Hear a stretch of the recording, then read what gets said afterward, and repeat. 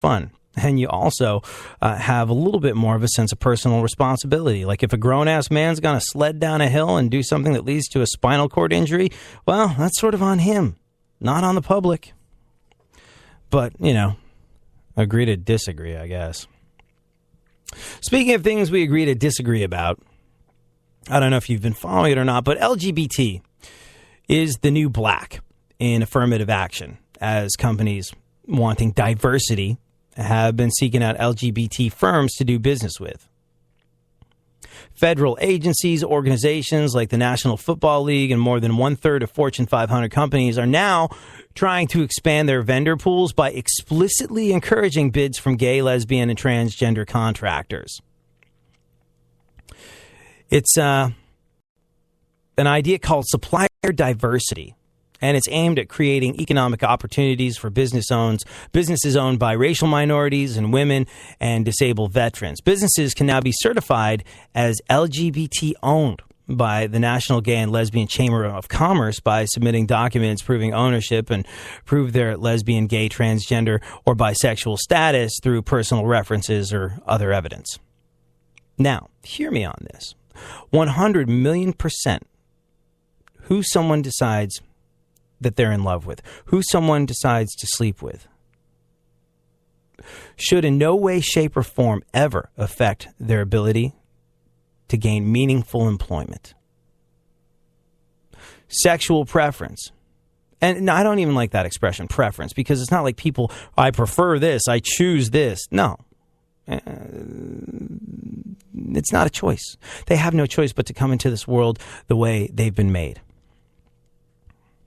And to have that as a mark against them, to close off opportunity for anyone who's any kind of a minority, whether it's racial, whether it's in terms of being gay or lesbian or bisexual or transgender, any of the above should never, ever, ever preclude you from gainful employment, meaningful employment, getting a contract somewhere.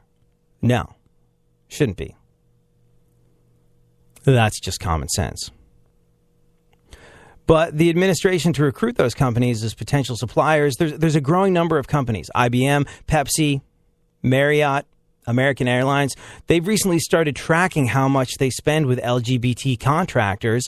And, all things being statistically equal, notice I say statistically, they're trying to apportion more of their spending toward the LGBT community. Yeah, it's not necessary. America and the free market economy, could, should, and when it works well, is a meritocracy, meaning you get where you're going based on your ability to do the job, which means it shouldn't matter who you sleep with. It shouldn't matter what color you are. If you're good at something, you deserve the gig.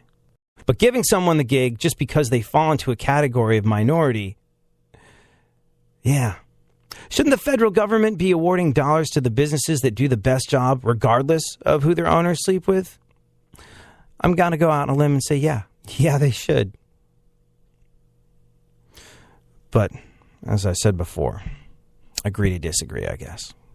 Hey, thank you so much for hanging out, being part of our radio family. Joining the conversation today or tomorrow by tweeting me at ADSXE is where you can find me on the interwebs. At Funk FM is where you can get at super producer to the stars, Barry Funkhauser. Have yourself an awesome, awesome day. No matter how much Tuesday is a big swinging bag of suck, remember, as Mark Twain said, the secret of getting ahead is getting started.